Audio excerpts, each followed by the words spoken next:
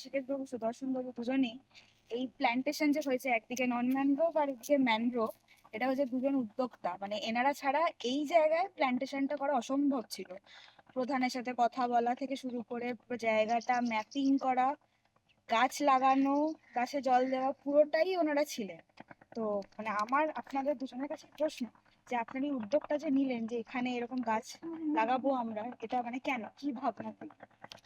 না, এটা গাছ লাগানোটা পরিকল্পনা ইদানিং নয়। এটা হচ্ছে আমাদের তো বারবার সে আয়লা থেকে শুরু করে আয়লা, আমফান, ইয়াস এগুলোতে নোনা জল ঢোকে।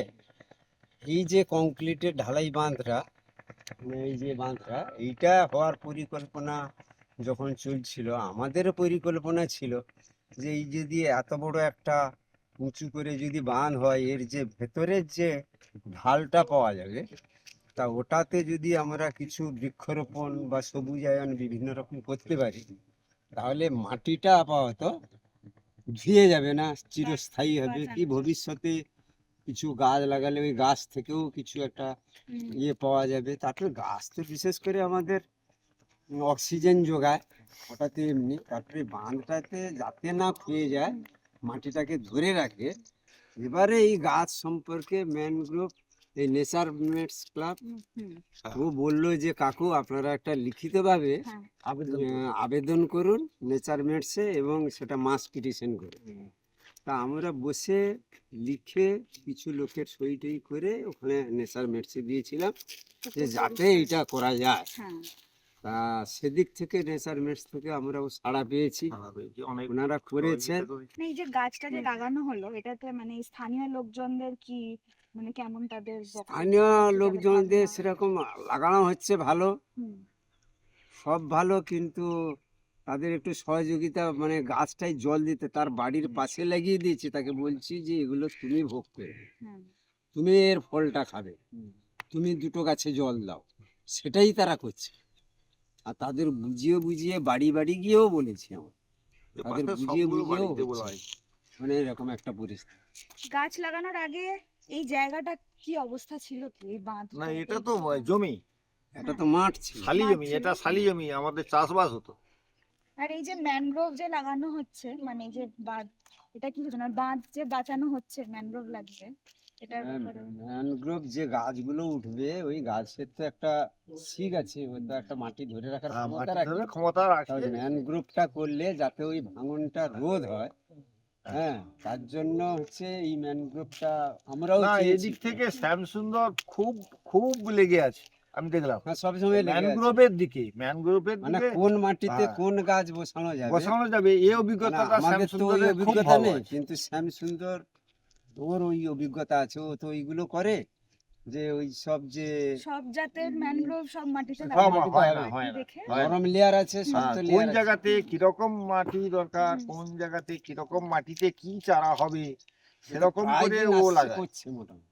এই শ্যামসুন্দর তো সত্যি এ সুন্দরবনের মোটামুটি ম্যানগ্রোভ সম্পর্কে যতটা ধারণা অনেক আছে, ভালো অভিজ্ঞতা। খুব ভালো অভিজ্ঞতা করেছে। গাছ কোথায় কোন মাটিতে হবে সেটা ভালো করে চেনে, জানে। একটু শ্যামদা বলো, যাই হোক, কোন মাটিতে আমি কি গাছ হবে? 2018 সাল থেকে নেচার মিটসের সঙ্গে কাজ করছি। 2012 সাল থেকে আমি রামগঙ্গা রেঞ্জের আন্ডারে নেচার গাইডেরও কাজ করছি। তো নদী সঙ্গে, না, নদী নালার সঙ্গে আমার একটা সম্পর্ক আছে। আমি দেখেছি কোন জায়গায় কোন গাছ হয়। তো সেই অভিজ্ঞতা থেকে একের পর এক আমি কাজ করে যাচ্ছি এবং সফলতা পেয়েছি। আমি যেমন জানি যে শক্ত মাটি যে জায়গাগুলোতে, সেই জায়গাগুলোতে প্রথমেই দেখেছি ন্যাচারালি কিছু কাঁকড়া, কিছু জাত বাইন, কিছু পেয়ারা বাইন হয়েছে। তো আমি সেই জায়গাগুলোকে চয়েস করে নিয়েছি যে তাহলে এই জাতীয় গাছগুলো এই জায়গাতেই হবে, আর সেই জায়গাগুলোতে লাগিয়েছি, সেগুলো আমার পাস করে গেছে। আবার দেখেছি যে নদীর শেষ ভাগে, যেখানে জোয়ার ভাটার লাস্ট অংশ, যে অংশটা হোড় মাটি, মানে অর্থাৎ নরম পলিযুক্ত মাটি, সেই জায়গাগুলোতে দেখেছি কেওড়া, মানে জাত বা আর কি বলে, উড়া, উড়া এবং কালো বাইন, এই জাতীয় গাছগুলো হয়। তো আমি সেই জায়গাগুলোতে সেই চারাগুলোই লাগাই। বসানোর পরে কম বেশি হচ্ছে। এরপরে আর চিন্তা আমার আছে, যেখানে শুধু কালো বাইন নয়, এখানে আরও কিছু খলসি বীজ দিতে হবে। খলসি চারা যদি আমি এখানে বসে, হোড় জাতীয় মাটিতে খলসি গাছটাও হয়, তাই এখানে খলসি গাছও বসানো হবে। এরকম চিন্তা ভাবনা আমার আছে এবং পরপর করে আমি এগিয়ে যাবো, এই জায়গাটাকে পুরো আবার তার নিজের জায়গায় ফিরিয়ে আনতে পারবো, এটা আমার ভরসা আছে এবং করবোই। এখানে মানে বেশিরভাগ দেখা যাচ্ছে নারকেল চারা আছে, হ্যাঁ। কিছু আমের চারা আছে, মানে কিছুটা নারকেল চারা এত বেশি দেওয়ার অ্যাকচুয়ালি কারণ? নারকেল গাছটা, নারকেল, তাল, খেজুর এই জাতীয় গাছগুলো না হ্যাঁ, মিষ্টি গুচ্ছ। না নোনা হ্যাঁ, উভয় গুণ যুক্ত যে মাটিগুলো, সেই মাটিতে এইসব গাছগুলোর গ্রোথ একটু বেশি হয়। সেই জন্য আমরা নারকেল কিংবা তাল কিংবা খেজুর এগুলোকে নদীধার সাইডেই লাগাই। তাছাড়াও নারকেল এই গাছ থাকে। এমন একটা গাছ আমরা দেখেছি আমাদের এই বয়সে, যে অনেক আমফান আয়লা বড় বড় ঝড় হয়েছে, সাইক্লোন হয়েছে, অন্যান্য বড় বড় গাছ, তেঁতুল গাছ, খিরিস গাছ, এগুলো মোটা মোটা গাছ ভেঙে যাচ্ছে, পড়ে যাচ্ছে, কিন্তু এ যেভাবে মাটিটাকে ধরে রাখে, হ্যাঁ। এ যদিও গুচ্ছমূল, তবে এর কিছু শিক আমরা বইতে পড়েছি যে আপাতত 15-16 ফুট নিচ পর্যন্তও যায় এর শিক। তাই এ যেভাবে নারকেল গাছ বা তাল গাছ মাটিটাকে ধরে রাখে, ওর কোনো সাইক্লোনে উল্টে পড়ে যাওয়া দেখিনি। মানে একটা এটা বলে পরিকল্পনা শেল্টার নেই। বেল্ট প্ল্যান্টেশন, হ্যাঁ, যে মানে এখানে বাড়ি আছে সবার, এখানে হ্যাঁ। মোটামুটি গোনা আছে অত অব্দি, ততদূর আর কি, মানে বাঁধটা অব্দি আমরা নারকেল চারা জল দিয়েছিল যখন শ্যামদা, 32টা মতো বাড়ি আছে। হ্যাঁ। তো ওদের বাড়ির সামনেই যে নারকেল চারা আমের চারা দেওয়া হচ্ছে, ওটাতে তো মানে ওদেরও লাভ আছে, ওদেরও লাভ মানে আছে। ফলন হলে ওই ফলনটা হ্যাঁ, না পাবে। আমরা বাড়ি বাড়ি গিয়েও বলেছি যে তোমরা জল দাও, ওটার হুম। জল ফলন তোমরাই পাবে, তোমরা খাবে, তোমরা উপভোগ করবে, তোমরা জল দাও। আর তারপর আপনাদের বাঁচি। না 3 রকমের এখন কাজ হচ্ছে। এটা তো কংক্রিট হলো বাঁধ, হ্যাঁ, কিন্তু এটা কিন্তু 100% নয়। আপনারা যতক্ষণ না ম্যানগ্রোভের পুরো বন একটা যেমন ওখানে আছে, পুরোটা করছেন, প্রথম ঝড়টা কিন্তু ম্যানগ্রোভই নেবে।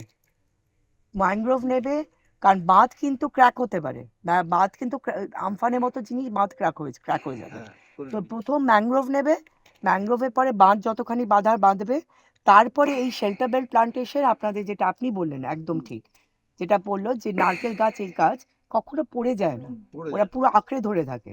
তো 3 রকমের তাহলে আমরা চেষ্টা করছি আপনাদের গ্রামটাকে বাঁচাবার জন্যে, আমফান বা আয়লার মতো ঝড়ের থেকে। এটা 3 রকমের ডিভিশন। শেল্টার বেল্ট হচ্ছিল লাস্ট, যেখানে একটা হয়ে গেল ম্যানগ্রোভ, তারপর বাঁধ যতখানি বাঁচলো, এরপরে ওই যেটা লাস্ট লেভেল সেটা হলো শেল্টার বেল্টটা, ওটা লাস্ট একেবারে ধরে।